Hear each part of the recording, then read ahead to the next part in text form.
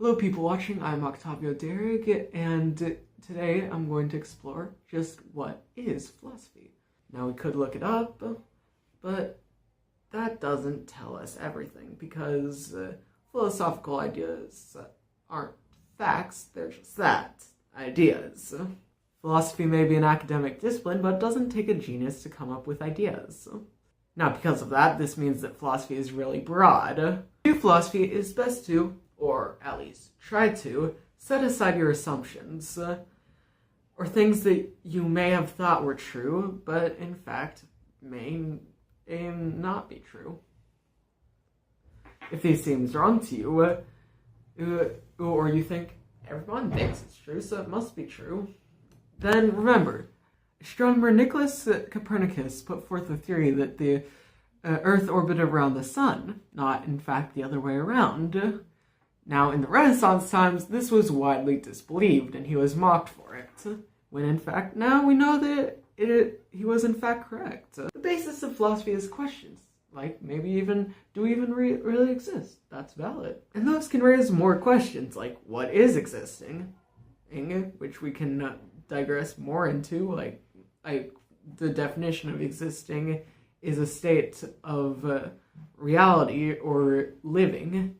But looking that up doesn't really provide us much more information, because that's sort of not really defined as far as, like, wholly defined as far as we know. And then that leads you to think, can we really define anything? I mean, if we don't know what existence is, and things exist within this existence, then what is? Now you may be thinking, what is he going on about? So I'll try to sum that up. Philosophy is asking questions about the world that there aren't necessarily answers to. Heck, in philosophy you can claim that there are no answers. Now there are different branches of philosophy, and three main ones. The first one is metaphysics, which is the idea of things, like in the sense of substance and reality. Now, if that isn't messing with your head enough, then the next one is epistemology, which is exploring knowledge. Like, what is knowing? Can we really know anything? How do we think? Now, if this seems all too useless and arcane to you, then and there is a third subsection of philosophy that it can be more used in practical real-life situations. This branch of philosophy is known as ethics, which is a part of value theory. Value theory is made up of two branches, ethics and aesthetics. Ethics is the questioning of morals, or in the government's case, the lack of them. Anyway, some examples are, what is right? How should I live? Is there a reason I should treat strangers differently from those I know? What do I owe myself?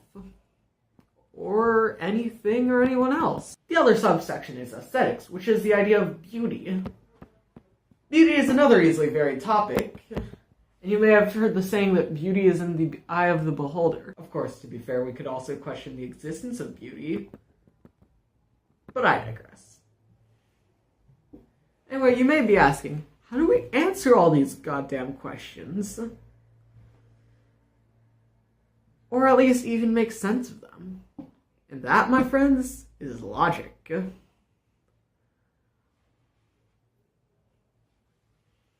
Logic is what we use to prove or disprove things without using fallacies, which I will talk more about in another video.